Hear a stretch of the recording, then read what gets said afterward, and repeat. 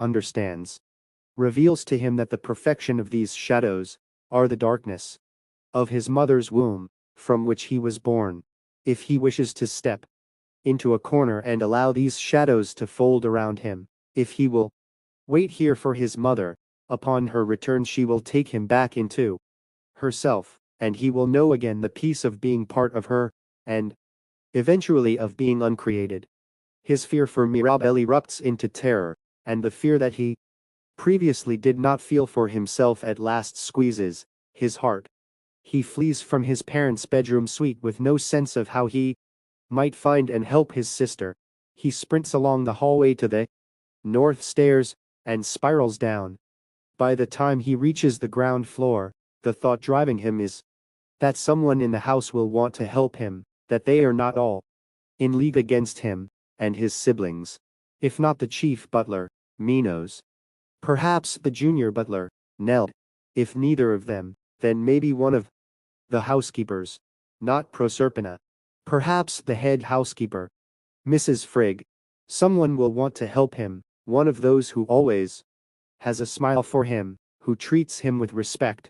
Not until weeks later does it occur to Crispin that in his mad search for a confidant and defender, he never thinks to leave the house and seek help from someone in the street, perhaps even from a policeman. He seems almost to be under a spell that prevents him from considering the world beyond Theron Hall. Gasping for breath, frantic, he can find no one on the ground floor. Not in any of the public rooms, not in the kitchen. No one seems to be at work, yet the rooms in the servants' wing are all deserted, the doors standing open as if everyone on the staff left together in response to some urgent call or alarm. Intuition pulls him to the south stairs and down the winding treads to the basement, clutching at the decorative bronze railing for support. The door at the bottom of the stairs won't open. In the vast basement is a room with a steel door that's always locked. He has previously been told that it is a fireproof vault in which are stored irreplaceable heirlooms of great value. But never before has the main door to the rest of the basement been locked. He tries the lever handle again, with no success. Beyond the door, from a distance, muffled voices rise and fall in time with one another, chanting. Crispin isn't able to make out the words, but the rhythm is ominous. Although the voices are those of adults, as he presses his body against the door in an attempt to force it open, Crispin whispers, "Mirabelle." Another door lies at the bottom of the north stairs, a second entrance to the basement. Perhaps that will not be locked. And the elevator serves all floors. When Crispin turns to climb the stairs, the cook, Maripin, is immediately behind him. Maripin wears a long black silk bathrobe and holds a stainless steel thermos bottle, the top of which he has unscrewed. The 3rd of December, 3 years and 4 months later. In the largely dark 4th floor restaurant at the top of the department store, Crispin and the girl sit in a booth, facing each other by candlelight. Before his arrival, she made chicken breast sandwiches with provolone cheese, aioli, and watercress. With the sandwiches, she serves potato chips and little pickles that she calls cornichons. She is 16 but appears to be at least 18. She works at looking older. During the past few years, Crispin has spoken to so few people that he wouldn't be surprised if he lost the will, or even the ability to speak to anyone. But he is comfortable with this girl. "Hey, boy," she says. "Hey. You been okay? I get along. They looking for you. Always will be. Your dog's still sweet." Harley was lying under the table, on her feet. "He smells good, too," she says. "We get pretty regular baths, one way or another. He find you any money lately? He led me to this parking garage one night. Old Harley looking for some wheels. He wanted to bed down there. I found out why. Is there usually money in parking garages? There was this time. 3 in the morning. Some guys meet to trade something. We can figure out what. They don't know me and Harley are there. Which is why we're still here. They get into an argument. Bullets fly. A few. Must be a cop in the area. Suddenly there's a siren. So they split. They split so fast they're peeling rubber. And they don't stop to pick up all they spilled when the shooting started. Some of which was money, she guesses. Enough was. She sighs. It's always nice and quiet here in Broderick's. Her birth name is Daisy Jean Sims. Now she is known to the world as Amity Onawa. 2 years before, her hair was long and blonde, I've sapphire blue. Her eyes are still blue, but her hair is short and black. In a more ordinary time, she had a father, a mother, and a younger brother named Michael. One night they were all murdered in their beds. On the night, the baby-faced murderer spares only her. Without her knowledge, he has for some time been watching her from afar. Vestmented with her family's blood, he switches on her bedside lamp and wakes her with the eerily tender request that she put on a dress that he has purchased just for her. A modest dress with a Peter Pan collar and a mid-calf skirt.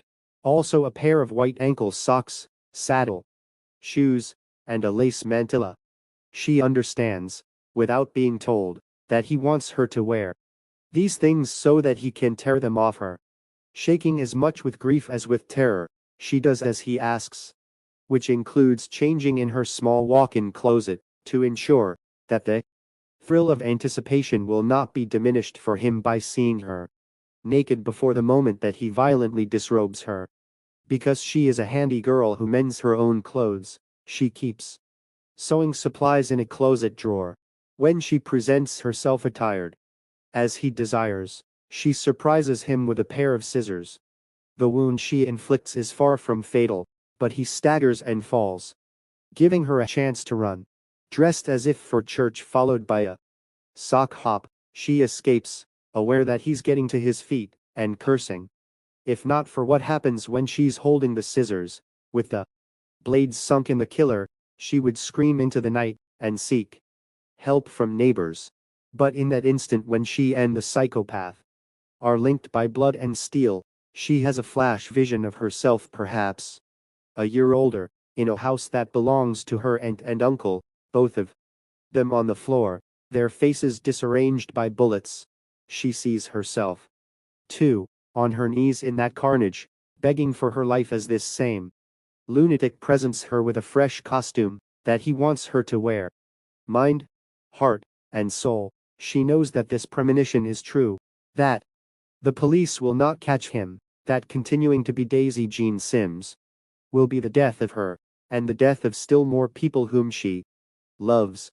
Racing down the front porch steps, the mantilla flying off her head, she does the last thing the killer will expect, runs not away from the house but instead around it. Occasionally her father sits on the back porch to have a beer before bed. He isn't much of a drinking man. And if he has to, he sometimes forgets to lock the door when he retires for the night. Sure enough, it's unlocked, ajar, suggesting that the killer entered the house this way. She crosses the kitchen and warily peers into the downstairs hall. At the farther end of the house, the psychopath leaves by the front door. Now she proves that her mettle is second to none. Shuddering with terror, wrenched by grief, she makes her way to her parents' bedroom, where in the company of the beloved dead, she locates her father's wallet and her mother's purse, taking what money they contain. Like many people in these uncertain times, her parents have purchased some gold coins, which are kept under the false bottom of a desk drawer in the den. She takes those 8 Canadian maple leafs as well, and then returns to her bedroom. Either she is half insane and reckless with anguish, therefore not thinking clearly, or she is thinking more clearly than she has ever thought before. She won't know which is true for a long time to come. She puts the coins, and most of the money in a small suitcase, and quickly packs jeans, sweaters, because her all-white and dated outfit might call attention to her. She shrugs into a raincoat. Carrying the suitcase with her left hand, she has the fortitude to stoop and pick up the bloody scissors with her right, holding them ready in the event that the killer has been unwise enough to linger She leaves by the back door, crosses the deep rear yard, hurries alongside the garage and through a gate into an alleyway. The moon that night is a crescent and appears to be as sharp as the Italian kitchen knife that her mother calls a mezzaluna. 30 minutes later, in a deserted bus station bathroom, Daisy Jean Sims chops her long hair short. She changes into blue jeans, a sweater, a pair of running shoes. She purchases hair dye and a few other items at an all-night supermarket. Before dawn, alone in a public restroom in Statler Park, she transforms blonde to raven. The slaughter at the Sims house is not discovered until 2:15 that afternoon. Judging by his bloody handprints and a single shoe print, police believe the killer is a tall man with unusually large hands, physically formidable, because his prints are found, as well, in Daisy's room, and because the girl is missing, the assumption is made that she has been kidnapped. Trusting that her shaggy black hair will, for the moment, serve as an adequate disguise, she visits the main city library both with the hope that its quiet will settle her nerves, and with the intention to do some research. First she reads about predictive clairvoyance, but those who have written on the subject generally treat it as mere fantasy, or as a possibility that has validity only because it might be predicted by some more liberal interpretations of Jungian psychological theory. Whatever the hell that might be, there's a third group that writes with gauche woo enthusiasm that seems to be a cheesy attempt to sell books to the gullible. She knows that what she foresaw when she plunged the scissors into the killer was neither a fantasy nor a Jungian whatever. It was the most intense and truest experience of her life. If she lives as Daisy Jean Sims, she will be found, she will be killed, and people she loves will die with her. After putting aside the books on clairvoyance, she researches names, the history and the meaning of them, without being able to explain to herself why. She believes that she must choose her new name with care, that the right name will make her safe, that the wrong name will leave her vulnerable. By the time the library closes, she decides to rename herself Amity Onawa. Amity, from the Latin amicitia, means friendship. Onawa, a North American Indian word, means wide-awake girl. In her new and terrible loneliness, the name Amity Friendship speaks to what she hopes to give and receive. And after the hideous experiences of the night just past, she seems to have come out of a lifelong half-sleep. She is now as wide awake as any girl has ever been, wide awake to the fact that the world is more dangerous and far stranger than she had previously realized. She is 1 month past her 14th birthday. She has not yet wept for her parents or her brother. Those tears will not come for another 3 weeks, and then they will be a flood. Now, more than 2 years later, Amity, who also calls herself the Phantom of the Broderick, sits in a restaurant booth with Crispin, eating a tasty chicken sandwich and drinking a Coke. She is 16. He is 12 and counting down. At their age, for years is a chasm, but it's bridged by their shared awareness that the world is a more mysterious place than most people wish to acknowledge. Amity asks, "You still sometimes hear a voice saying you can undo what was done, save them both?" "Sometimes. Been hearing it since I was 9. Almost 13 now. Still don't know what it means." "Birthday boy," she says. "Tomorrow, right?" "Yeah. The big 13, she says. "Glad to be here." Under the table, Harley chuffs. "Lucky 13, she says. Crispin nods. "It better be 10. July 27th, 3 years, and 4 months earlier. Crispin wakes at 11:31, blinking at the digital clock, not sure if it's nearly midnight or noon. Daylight behind the draperies solves that puzzle. He doesn't remember going to bed.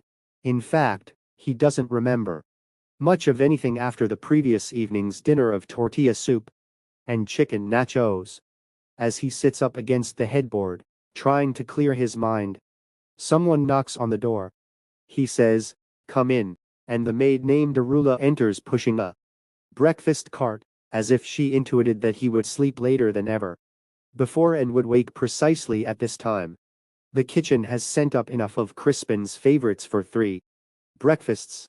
A silver pot of hot chocolate, from the spout of which rises a fragrant steam, a buttered English muffin, a chocolate chip muffin, and an almond croissant, a generous bowl of fresh strawberries with brown sugar and a little pitcher of cream, a fat sticky bun crusted in pecans. In the warming drawer of the cart, if he should want them, are banana pancakes with maple syrup on the side. In her own way, Arula is as pretty as the other housemaids. It's amazing how pretty they all are and always friendly. As she opens the draperies to let in the morning light, she tells him that the day is warm, the bluebirds this year are bluer than they have ever been, and Mr. Mordred will be convening class today, only from 1 o'clock until 4, in the library. Surveying the offerings on the breakfast cart, Crispin feels slow-witted, fizzy-minded. Although he has never been a moody boy, he is, for some reason, out of sorts. He complains that he can't eat so much. "You'll have to give part of it to Harley, or someone." Returning to the bed, Arula says, "Pish posh, dear boy. These are your favorite things, and your brother has his own. Eat what you want, and we'll throw away the rest. You're a good boy, you deserve to have choices." It seems such a waste.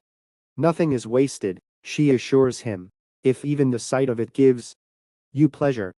This is a different cart than usual. There is no bed tray.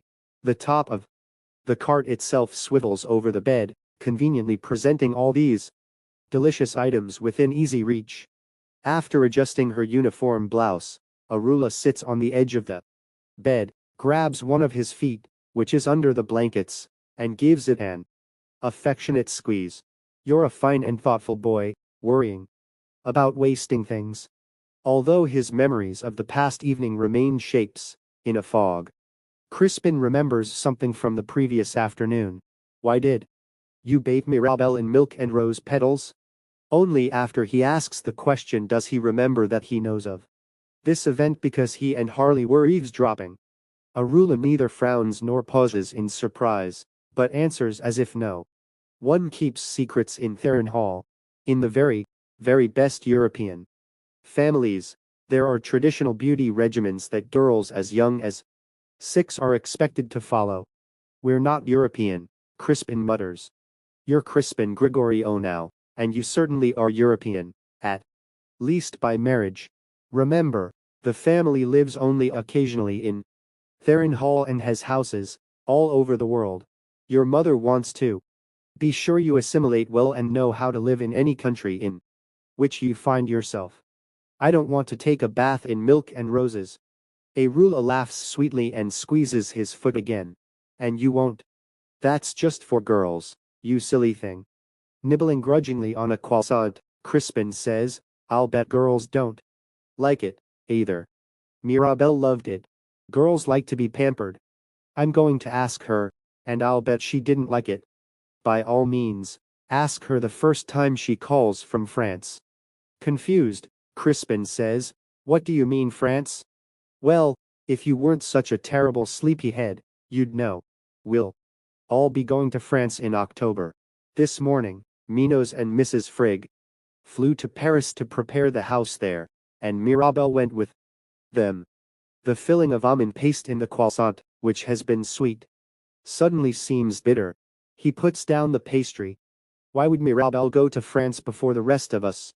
There's no bedroom in the Paris house suitable for a little girl." Arula explains. "Mr. Gregorio wants his daughter to be as happy as possible. He's authorized the expenditure of whatever is necessary to give her the most wonderful bedroom suite that she can imagine. She needs to be there to make choices."